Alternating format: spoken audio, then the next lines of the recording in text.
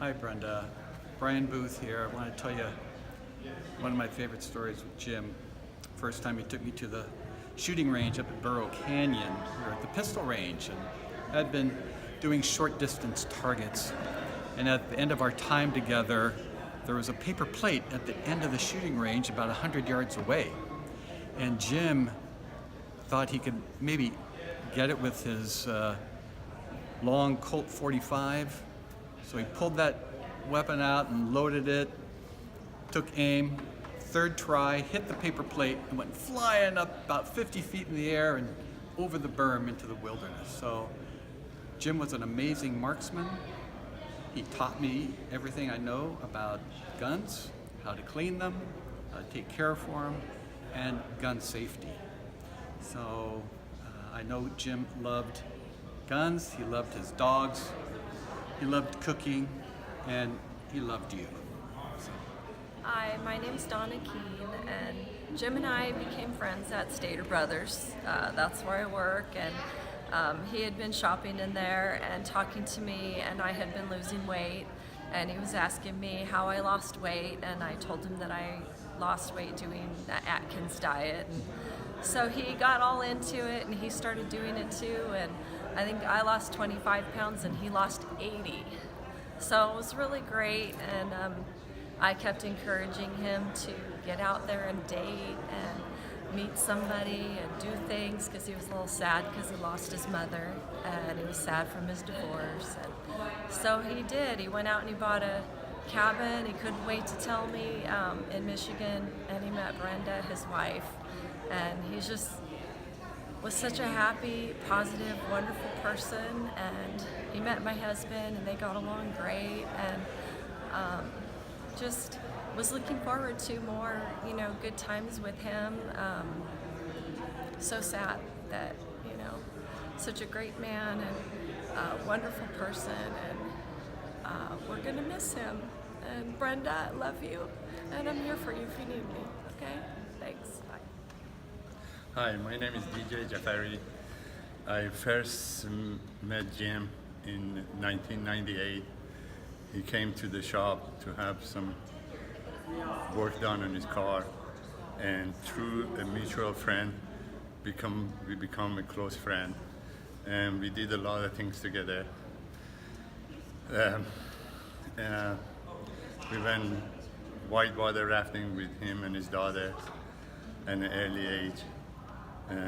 Jim was very kind and giving man, and I remember the days that he comes to my house and we play bowling all night long together with Brenda and my wife Beverly. His favorite time was come to the shop and sit in the office with me, and we talk about for hours and hours, talk about everything, about cars, about people, about Glendora. Matter of fact, the day that he passed away, he was there in the morning and asking me for U-Haul blankets. And that was the last time I saw him. He was a good friend and a good man, and God bless him. Thank you. Hi, I'm Judy Ashby. Monica McKenney from Marquette, Michigan was unable to be here, but she wanted to send a remembrance of Jim, and I'm going to read that for you now. If you love family, our USA, sharing food, cooking, history, and sporting guns, you can't help but enjoy being friends with Jim and his lovely wife, Brenda. My introduction to Jim came after a morning kayak adventure with his charming wife, Brenda. He had planned a luncheon for the girls. The food, conversation, and in-depth conversation about the tea he served were delightful. Jim Hershey, to find out, was always making creative and delicious meals.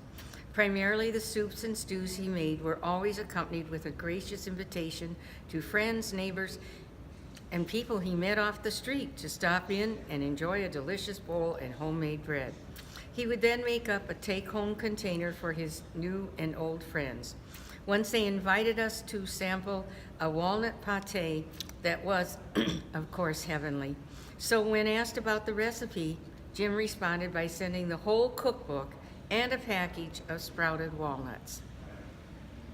Jim also loved to formally invite friends and family for a meal. When my mother was visiting one summer, Bren and Jim had graciously invited her over.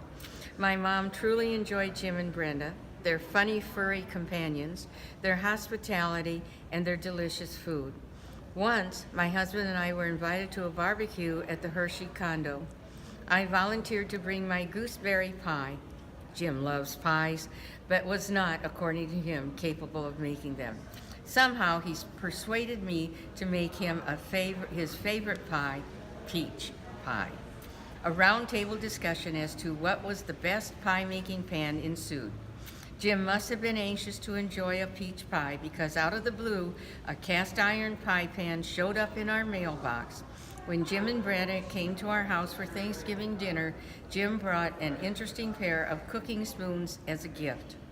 These things made Jim an interesting fellow and most memorable.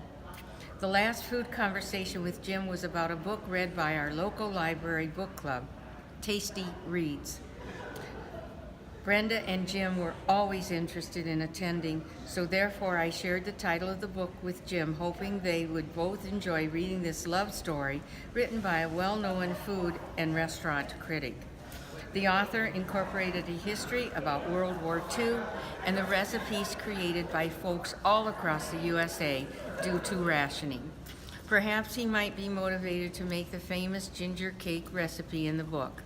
I don't know if he got a chance to read the book, but he did send out a recipe for cardamom banana cake to our house with information about the many ways to incorporate cardamom into one's cooking. Even though one could consider Jim a dedicated foodie, there was much more to be remembered and missed about him. His obvious love and knowledge of our country was obvious. He was a walking encyclopedia. You can't help but enjoy listening to him talk about how past events have influenced current events. Sporting guns was another interest for Jim. Brenda, Jim, and my husband and I had great fun target shooting at targets at gun clubs, shooting at sticks in a quarry pond, or at balloons floating willy-nilly all over the ground. Both Jim and Brenda, out of the goodness of their hearts, both drove with me once to Gaylord so I could see a special chiropractor to help me heal my back pain. I think this outreach to others was very common happening for them both. Brenda and Jim loved meeting friends at the farmers market in Marquette. He and Brenda would ride their bikes into town, and after many social encounters at the market, return home with baskets laden with produce after, of course, stopping to enjoy some local coffee and pastries. Just to be clear, Jim Hershey was not a foodie snob. How is that possible when both he and Brenda often made trips to McDonald's for breakfast in order to collect all 12 of the Charlie Brown, Snoopy, and Friends movable characters to merrily reside under their Christmas tree? This is a lot of McMuffins. Many memories that will always bring forth. Jim and I shared a twisted sense of humor, and one day a woman set off the alarm in Jim's house, and we were home in Marquette, and we decided to give her a hard time. And basically what we did is the police officers were there, and we suggested that they strip search her.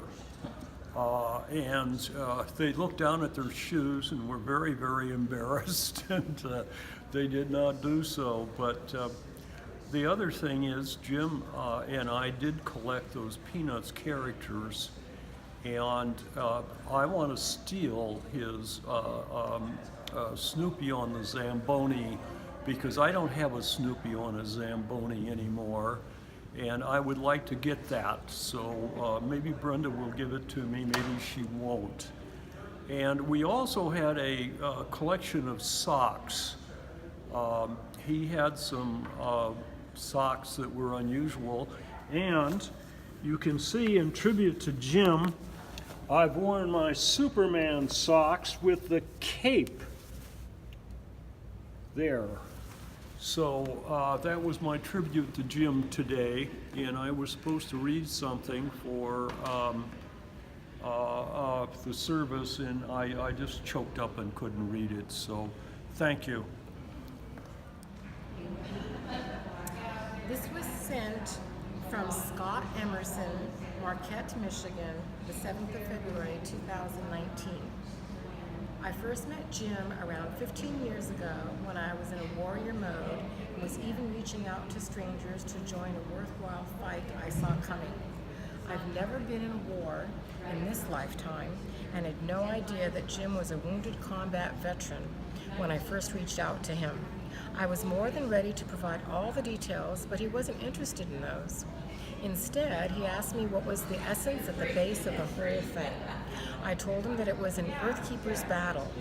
He didn't answer me immediately, but the next day called and said, "I'm in." And so it began.